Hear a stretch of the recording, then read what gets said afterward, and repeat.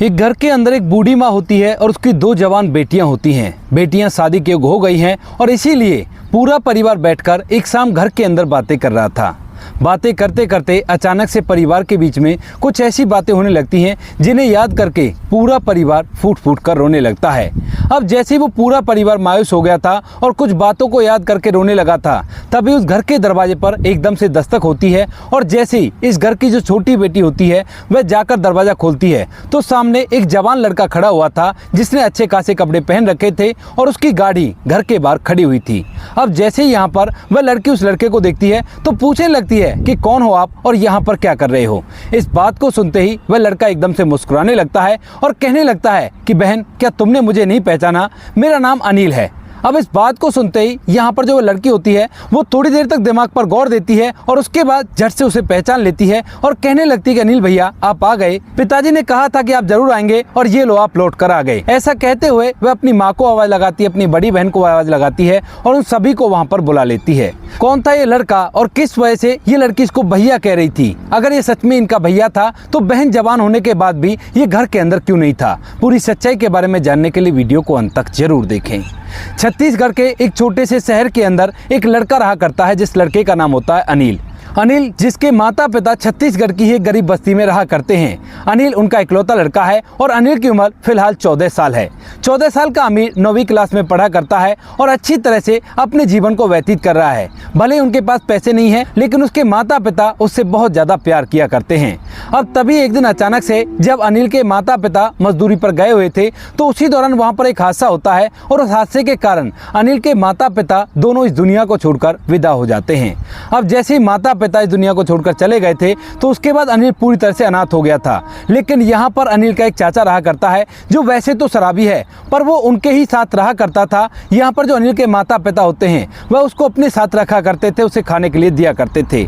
अब जब यहाँ पर अनिल के माता पिता इस दुनिया को छोड़कर चले जाते हैं तो उसके बाद वह चाचा अनिल की जिम्मेवारी उठाने के लिए बोलने लगता है और कहता है कि कोई बात नहीं, इसकी जिम्मेवारी मैं उठा लूंगा और मैं अच्छे से इसकी देखरेख कर लूंगा। अब जो अड़ोस पड़ोस के लोग होते हैं वह भी यही सोच लेते हैं कि कोई बात नहीं, चाचा है, ये जिम्मेवारी उठा लेगा और कोई भी कैसी भी परेशानी नहीं है।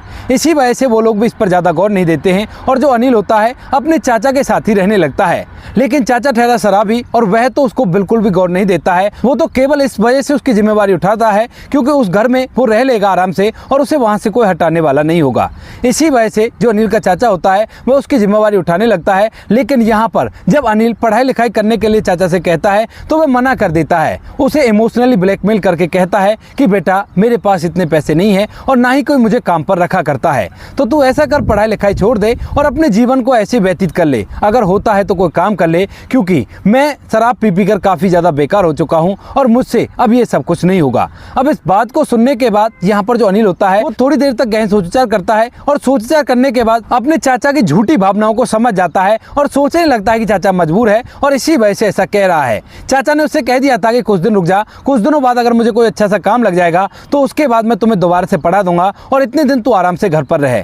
अब जो अनिल होता है वह घर पर रहने लगता है लेकिन धीरे धीरे जो हालत होती है वो बद से बदतर हो जाती है। यानी कि यहाँ पर जो अनिल का चाचा होता है वो अपने लिए तो बाहर से खाना पीना खाकर आया करता और अनिल के लिए कभी कभार ले आया तो ले आया, वरना अनिल घर के अंदर भूखा ही रहा करता था।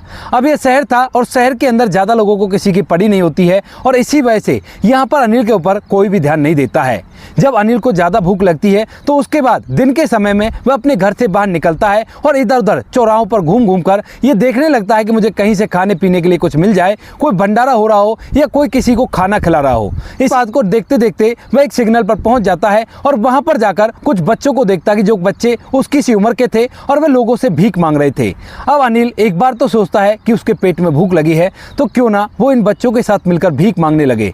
लेकिन तभी उसके अंदर से आवाज़ आती है कि नहीं अनिल, तुझे ऐसा नहीं करना है और तुझे सम्मान के साथ जिंदगी जीनी है, क्योंकि उन बच्चों से कुछ व्यक्ति बहुत बुरी तरह से धमका रहे थे और धमका कर उन्हें वहां से भगा रहे थे। तो अब जैसे ही अनिल ये सब कुछ देखता है तो उसके बाद ये इस बारे में सोचना भी बंद कर देता है। लेकिन फिर वह जब इधर उधर नजर दौड़ाता है तो उसकी नजर पड़ती है एक महिला पर जो कि सड़क किनारे खड़ी होकर चने बेच रही थी। और जैसे ही अनिल इस महिला को देखता है तो उसके बाद सोचने लगता है कि ये तो एक काम है और इस काम को करने में तो कोई बुराई नहीं है, क्योंकि ये तो अपनी मेहनत करके खा रही है, तो यहाँ पर कौन धमकाने वाला होगा। लोगों की गाड़ियों में जाकर ये चने बेच रही है और और उसी तरह से मैं भी कुछ काम करता हूँ। यही सोचकर जो अनिल होता है वह अब अपने लिए एक छोटा सा काम ढूंढने लगता है ताकि वह उस काम को करके इज्जत की रोटी खा सके और अगर पैसे बच जाएं तो उसके बाद वो पढ़ाई लिखाई भी कर सके।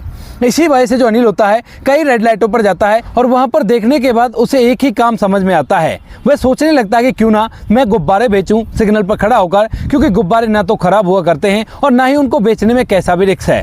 गुब्बारे लेकर गाड़ियों के पास जाना है और 10 रुपए का एक गुब्बारा बेचना है। इसी वजह से यहाँ पर जो अनिल होता है अब वह इधर उधर एक छोटा सा ऐसा काम ढूंढता है जिससे वो कुछ पैसे कमा सके और ढूंढने से उसे एक ऐसा काम मिल भी जाता है। एक होटल पर उसे छोटा मोटा काम मिल गया था और उसको करने के बाद उसे 200 रुपए मिलते हैं। उन 200 रुपयों को लेकर यहाँ पर जो अनिल होता है वो गुब्बारों की दुकान पर जाता है और वहां से कुछ गुब्बारे लेकर उन गुब्बारों में हवा भरता है और हवा भरने के बाद एक सिग्नल पर खड़ा हो जाता है उन गुब्बारों को बेचने के लिए। अब जैसे सिग्नल लाल हुआ करता तो उसके बाद गाड़ियां रुक जाती हैं और इसके बाद जो अनिल होता है हर खिड़की पर जाया करता और उसे खटखटा कर उनसे अपने गुब्बारे को बेचने की रिक्वेस्ट किया करता। अब इस तरह से काम करने से जो अनिल के गुब्बारे होते हैं वो बिकने भी लगते हैं और कुल मिलाकर उसके पास इतने पैसे हो जाते हैं कि जिन पैसों से वो अच्छी तरह से अपना समय व्यतीत कर सकता है। लेकिन अनिल सोच रहा था कि उसे पढ़ाई लिखाई करनी है और इसी वजह से वो और भी ज्यादा मेहनत करता है, लेकिन चाहे वो कितनी ही मेहनत कर ले उस मेहनत से वो इतने पैसे नहीं कमा सकता जितने में उसकी पढ़ाई भी हो सके। तो इसी वजह से अनिल मायूस तो होता है, लेकिन फिर वो सोचता है कि चलो कोई बात नहीं, कम से कम जीवन जीने का इंतजाम तो हो गया है और कोई भी परेशानी नहीं है। यही सोचकर अनिल वहां पर गुब्बारे बेचता रहता है और धीरे धीरे कुछ समय बीत जाता है। अब जैसे यहाँ पर अनिल को गुब्बारे बेचते हुए लगभग 2 महीने बीतते हैं तो 2 महीने बाद अचानक से एक दिन ऐसा ही नॉर्मल सा दिन था और उस दिन भी रेड सिग्नल होता है और वहां पर सभी गाड़ियां रुक जाती हैं। अब इसके बाद जो अनिल होता है वह एक गाड़ी पर जाकर रुकता है और वहां पर जाकर दरवाजा खटखटाने लगता है। तो यहाँ पर जो ड्राइवर होता है वो कांच को नीचे करता है। अनिल गाड़ी के अंदर झांकता है और अगर गाड़ी के अंदर बच्चे हुआ करते तो यहाँ पर उसके गुब्बारों को बिकने में बहुत ही आसानी हो जाया करती। अब जैसे वो अंदर झांकता है तो इस गाड़ी के अंदर एक फैमिली बैठी हुई थी और यहाँ पर अनिल जैसे उस फैमिली को देखता है तो देखने के बाद उस मालिक से कहने लगता है कि साहब गुब्बारा ले लो, आपकी बच्चियों के लिए ठीक रहेगा। और उनकी 2 बच्चियां थी। अब इस बात को देखते हुए यहाँ पर जो गाड़ी का ड्राइवर होता है, जो मालिक था, वह मजाक मजाक में उससे कहने लगता है बेटा मेरे पास तो पैसे नहीं है, बिना पैसों के अगर तुम गुब्बारे दे सकते हो तो बेशक से दे दो। अब इस बात को सुनकर यहाँ पर जो अनिल होता है थोड़ी देर के लिए सोचता है और सोचने के बाद अपने पास से 2 गुब्बारे निकाल कर उस गाड़ी वाले को दे देता है और कहने लगता है कि ये लो, ये आपकी बच्चियां खेल लेंगी क्योंकि ये भी तो मेरी बहन के जैसी हैं। ऐसा कहकर यहाँ पर अनिल वहां से वापस लौटने लगता है, लेकिन तभी यहाँ पर जो गाड़ी का मालिक होता है उसे एकदम से बहुत ही ज्यादा तरस उस बच्चे पर आता है, क्योंकि उसने मजाक मजाक में ये कहा था कि मेरे पास पैसे नहीं है, लेकिन इस बच्चे ने दरियादिली दिखाते हुए 2 गुब्बारे फ्री में उनको दे दिए थे और कहा था कि कोई बात नहीं, पैसे नहीं है तो ये भी मेरी बहन जैसी हैं। इसके बाद जब अनिल उस खिड़की को छोड़कर थोड़ा पीछे आ जाता है तो तभी यहाँ पर जो गाड़ी का मालिक होता है वो उसे रोकता है और कहता है कि ये लो बेटे, है मेरे पास पैसे और तुम पैसे रख लो। अब इसके बाद अनिल वापस आता है और यहाँ पर जो गाड़ी का मालिक होता है उसे 100 रुपए देने लगता है, लेकिन जो अनिल होता है वो कहने लगता है कि साहब देखो मेरे पास इतने पैसे नहीं है, मुझे तो केवल मेरे हक के पैसे दे दीजिए और 20 रुपए मेरे बनते हैं।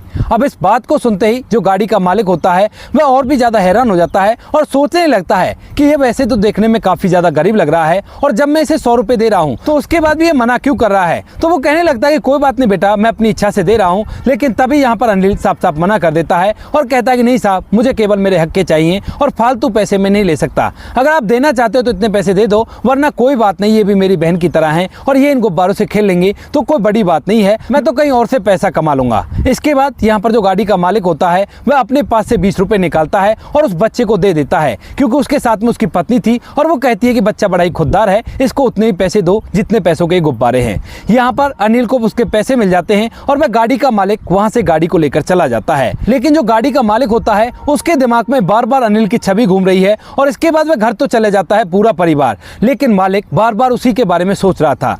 अब जैसी रात होती है और रात के समय बच्चियां सो गई थी तो उसके बाद यहाँ पर जो गाड़ी का मालिक होता है, जिसका नाम सतवीर होता है, वह अपनी पत्नी सुमन से कहने लगता है कि कमाल है ना, आज के जमाने में भी कैसा बच्चा है, अगर कोई और होता उसकी जगह पर तो पूरे के पूरे 100 रुपए ले लेता और एकदम से वहां से आराम से खुश होते हुए चला जाता।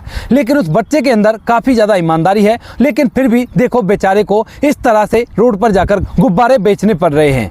इस बात को सुनकर यहाँ पर जो सुमन होती है उसको वो बच्चा बार बार याद आ रहा था, क्योंकि उसने बात ही ऐसी कर दी थी। अब तभी रात के समय जब ये दोनों पति पत्नी बातें करते हैं तो ढेर सारी बातें आपस में करते हैं कि कोई मजबूरी रही होगी जिस वजह से वो बच्चा गुब्बारे बेच रहा है, वरना फिलहाल तो उसकी पढ़ने की उम्र होनी चाहिए थी। ऊपर वाला भी कैसा कैसा खेल खेलता है, कुछ ना कुछ तो उसके साथ हुआ होगा। ऐसा कहकर यहाँ पर पत्नी तो सो जाती है, लेकिन पति सतवीर के दिमाग में वही बच्चा घूम रहा है। पूरी रात भर वह उसी बच्चे के बारे में सोचता है और अगले ही दिन सुबह सुबह फिर से अपनी गाड़ी लेकर उसी जगह पर चला जाता है। यहाँ पर जाने के बाद फिर से उसे वही लड़का अनिल वहाँ पर गुब्बारे बेचता हुआ मिलता है और इसके बाद वह सिग्नल ग्रीन होने के बावजूद भी अपनी गाड़ी को साइड में लगाता है और साइड में लगाने के बाद उतरकर धीरे धीरे उस बच्चे के पास पहुंच जाता है जो कि सिग्नल रेड होने का वेट कर रहा है ताकि वह अपने गुब्बारों को बेच सके। अब धीरे धीरे जैसे सतवीर उसके पास जाता है तो यहाँ पर जो अनिल होता है वह उसे पहचान लेता है और कहने लगता है कि क्या साहब, आपको आज भी गुब्बारे चाहिए क्या? तो उसके बाद जो सतवीर होता है वह मुस्कुराता है, कहता है कि हाँ भाई, मुझे गुब्बारे चाहिए और लाओ मुझे 2 गुब्बारे दे दो, लेकिन फुले हुए मत देना, बिना फुले हुए दे देना। अब इसके बाद अनिल खुश होते हुए अपने पास से 2 गुब्बारे निकालता है और उन्हें उस व्यक्ति को दे देता है। इसके बाद यहाँ पर जो सतवीर होता है आज पहले ही अपने पास कुछ पैसे लेकर आया था खुले और उनमें से 20 रुपए निकालकर अनिल को देने लगता है। कहता है कि ये लो बेटा, ये तुम्हारे गुब्बारे के पैसे हैं। इसके बाद अनिल उन पैसों को ले लेता है और फिर से राह देखने लगता है उस सिग्नल को लाल होने के लिए। लेकिन तभी यहाँ पर जो सतवीर होता है वह उससे पूछने लगता है कि बेटा, क्या तुम पढ़ने के लिए नहीं जाया करते? तो उसके बाद जो अनिल होता है वह उसकी तरफ देखता है और देखने के बाद कहने लगता है कि साहब,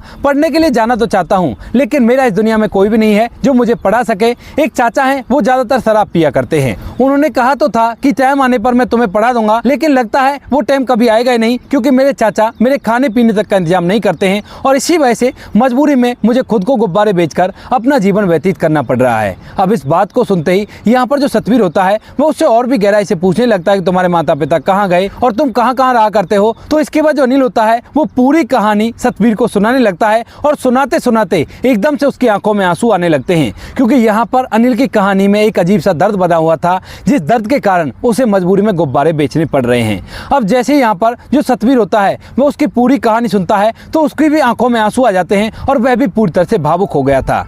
इसके बाद सतवीर फिलहाल तो यहाँ से चला जाता है, लेकिन दिन भर उसी के बारे में सोचता रहता है, ऑफिस में बैठा बैठा, और सोचता है कि इस बच्चे की तो मदद करनी चाहिए, क्योंकि ये बच्चा काफ़ी ज़्यादा नेक है और मेहनती और ईमानदार भी है। तो इसी वजह से जब शाम होती है तो शाम के समय वह अपने घर जाता है और घर जाने के बाद उसके चेहरे पर एक अजीब सी खामोशी थी और पत्नी जो होती है सुमन, वह इसकी इस खामोशी को देख लेती है।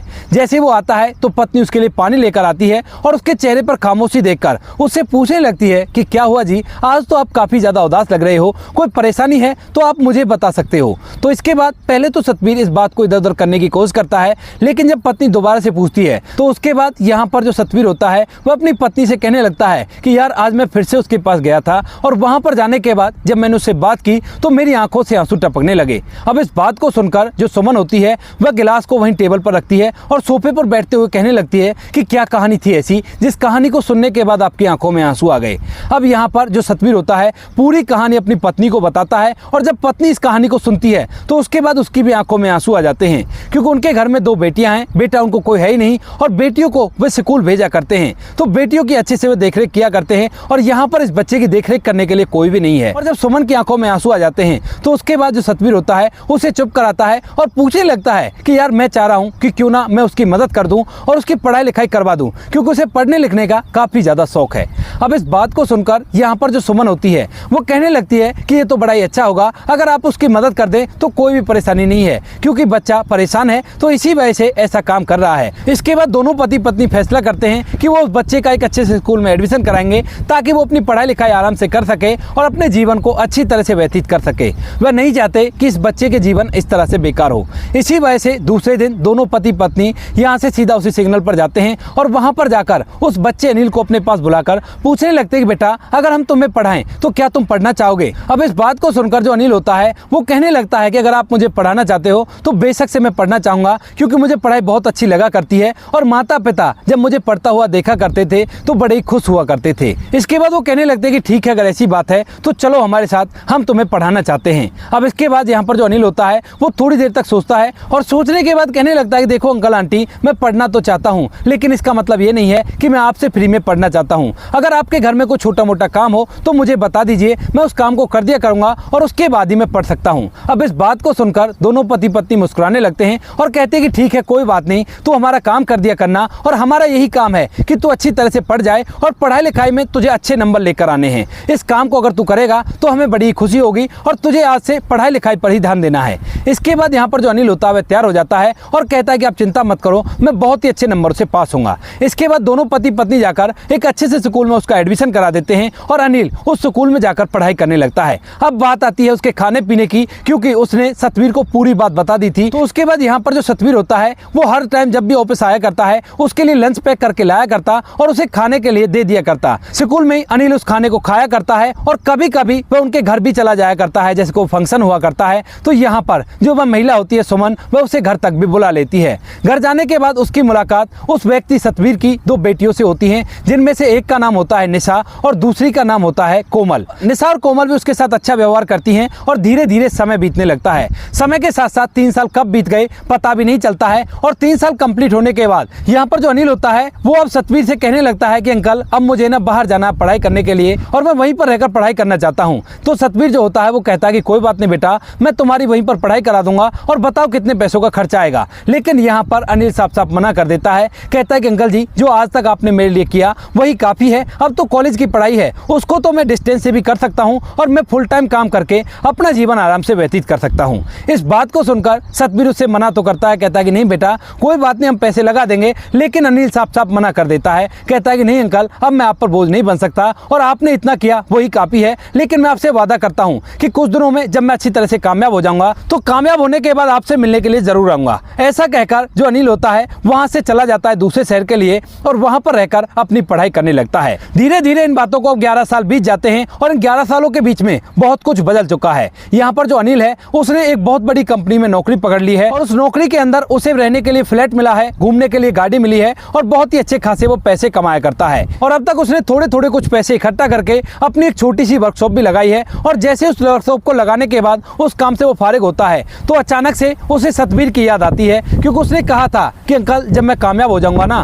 तो उसके बाद आपसे मिलने के लिए आऊंगा। तो इसी वजह से यहाँ पर जो अनिल होता है वह फिलहाल अब सतवीर से मिलना चाहता है और यहाँ से अपनी गाड़ी को लेकर सीधा उसी शहर में पहुंच जाता है जिस घर में वो कभी कभार फंक्शन पर आया करता था। और जैसे ही उस घर के सामने जाता है तो घर की हालत देखकर उसे बड़ी हैरानी होती है। अब इसके बाद यहाँ पर जो अनिल होता है वो इन सभी बातों को इग्नोर करते हुए जाकर दरवाजा खटखटाता है और दरवाजा खटखटाते ही अंदर से जो छोटी लड़की कोमल होती है वह दरवाजा खोलती है। अब कोमल दरवाजे के सामने खड़ी हुई थी और जैसे वो सामने एक कोट पैंट वाले लड़के को देखती है, वो भी जवान है जिसकी अच्छी खासी दाढ़ी मूंछ आ चुकी है, तो उसके बाद कहने लगती है कि हाँ भाई कौन हो आप और यहाँ पर क्या कर रहे हो। तो उसके बाद यहाँ पर जो अनिल होता है वह उसकी तरफ देखकर मुस्कुराता है और कहने लगता है कि बहन क्या तुमने मुझे नहीं पहचाना। तो उसके बाद यहाँ पर जो कोमल होती है वो कहने लगती है कि हाँ मैंने नहीं पहचाना, कौन हो तुम। तो अनिल कहता है कि मेरा नाम अनिल है और मैं तुम्हारा भाई हूँ। इस बात को सुनते ही यहाँ पर जो कोमल होती है वो अपने दिमाग पर गौर देती है और उसकी तरफ घूर घूर कर देखने लगती है। थोड़ी देर गौर से देखने के बाद वह उसे पहचान लेती है और कहती है कि भैया तुम आ गए, पिताजी कहा करते थे कि तुम एक बार जरूर आओगे। और ऐसा कहते हुए वह अपनी माँ और अपनी बहन को आवाज लगाती है जो कि घर के अंदर काफी ज्यादा उदास बैठे हुए हैं, क्योंकि उन सभी के बीच में कुछ ऐसी ही बात चल रही थी। इसके बाद यहाँ पर उसकी बड़ी बहन निशा आती है और साथ में उसकी माँ आती है जिसका नाम सुमन होता है। और वो लोग जैसे दरवाजे पर आते हैं और यहाँ पर छोटी बहन उसे बताती है कि ये अनिल भैया हैं, तो उसके बाद वो लोग भी बड़े खुश होते हैं और अनिल को घर के अंदर बुलाते हैं। घर के अंदर आने के बाद अनिल इधर उधर देखता है तो घर के अंदर जो सुख सुविधाओं के सामान पहले मौजूद थे वो कहीं भी दिखाई नहीं देते हैं और ये बात अनिल को काफी ज्यादा अजीब लगती है। पहले उसके लिए चाय पानी बनाया जाता है और चाय पानी बनाने के बाद यहाँ पर जो अनिल होता है वह पूछने लगता है कि आंटी अंकल कहाँ है और मुझे अंकल से मिलना है। लेकिन जैसे ही यहाँ पर अनिल सतवीर का नाम लेता है तो उसके बाद सुमन की आंखों में एकदम से आंसू आ जाते हैं और साथ में दोनों बेटियों की आंखों में भी आंसू आ गए थे।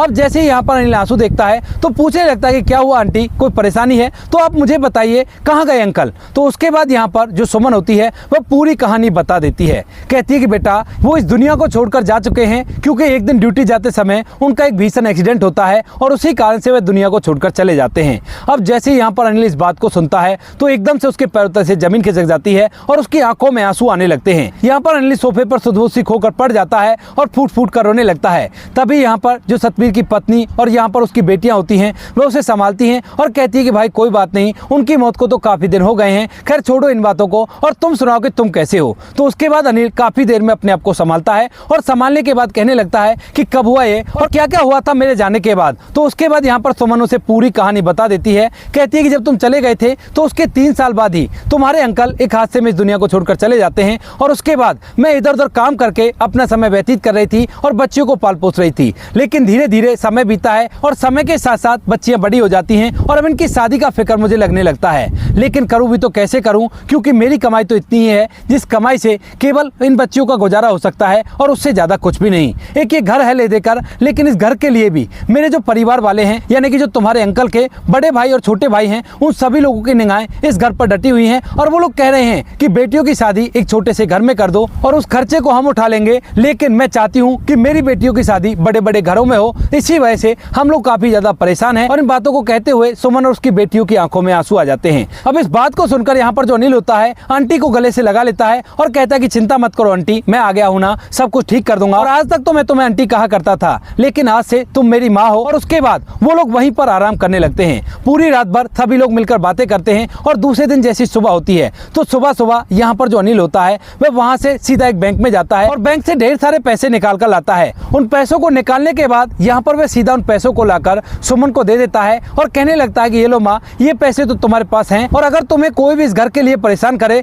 तो उसके बाद सीधा मुझे फोन कर देना और उनसे कह देना कि मेरा भी एक बेटा है और तुम लोग अगर ज्यादा ड्रामा करोगे तो उसके बाद मैं अपने बेटे को बुला लूंगी, मैं आकर सब कुछ देख लूंगा। इसके बाद यहाँ पर जो माँ होती है वो बड़ी खुश होती है और कहती है कि ठीक है बेटा, अगर ऐसी बात है तो मैं सभी को अब जवाब देने के लिए तैयार हूँ। उसके बाद अनिल कहता है कि ठीक है माँ, मैं कुछ दिनों बाद वापस लौटूंगा। उसके बाद जो माँ होती है वह वहां से भागी दौड़ी जाती है अपने उन जेठ जेठानी और देवर देवरानी के घर, जो लोग उससे उस घर को छोड़ने के लिए कहा करते थे और कहते थे कि तुम्हारी बेटियों की शादी हम करवा देंगे। वहां पर जाने के बाद उनसे कहने लगती है कि अब तुम्हें कोई भी सहारा देने की जरूरत नहीं है, मेरा बेटा है और वो अपने आप अपनी बहनों की शादी कर लेगा। उसने तो हमें पैसे भी दे दिए हैं और खबरदार अगर तुम लोगों ने कुछ भी कहा तो फिर देख लेना, हमसे बुरा कोई भी नहीं होगा। ऐसा कहकर वह उन्हें धमकाकर वहां से घर आ जाती है। और इसके बाद यहाँ पर जो अनिल होता है वो उन तीनों माँ बेटी को अपने साथ अपने उस घर में ले जाता है जो घर उसे कंपनी की तरफ से मिला है और वहीं पर रखने लगता है। कुछ दिनों में अच्छे से लड़के देखकर वो दोनों बहनों की शादी करा देता है और शादी होने के बाद दोनों बहन अपने जीवन को आज तक भी खुशियों के साथ व्यतीत कर रही हैं। अनिल की शादी भी उसकी माँ के कहे अनुसार हो गई है। तो दोस्तों ये थी आज की कहानी। आपको जैसी भी लगी कमेंट सेक्शन में बता देना।